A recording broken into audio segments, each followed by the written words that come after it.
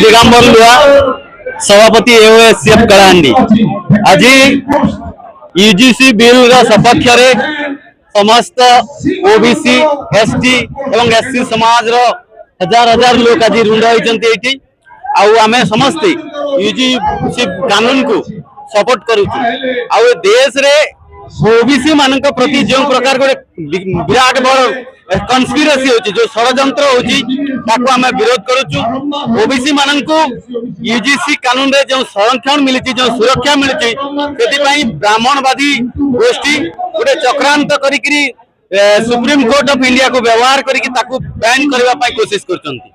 आमे संविधान को विश्वास करुवा लोक माने प्रथमे आमे आईन कानून बा संविधान लड़ाई लड़बू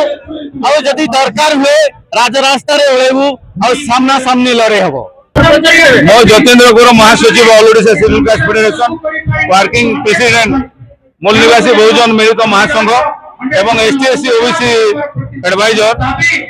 आज आम कलाहांडी जिला तरफ आम 2026 यूजीसी बिल के लागू करवा लगे गोटे बहुजन एकता आसिक आज राष्ट्रपति उद्देश्य जिलापाल जरिया प्रदान करवा लगे आईसु। आपण मैंने जानी रोहित वेमुला गोटे कास्ट डिस्क्रिमिनेशन हिसाब से आत्महत्या करते डॉक्टर पायल तांडवी से भी आत्महत्या हत्या गोटे समिति बसिक निष्पत्ति कर एसटी एससी ओबीसी लोक मैंने से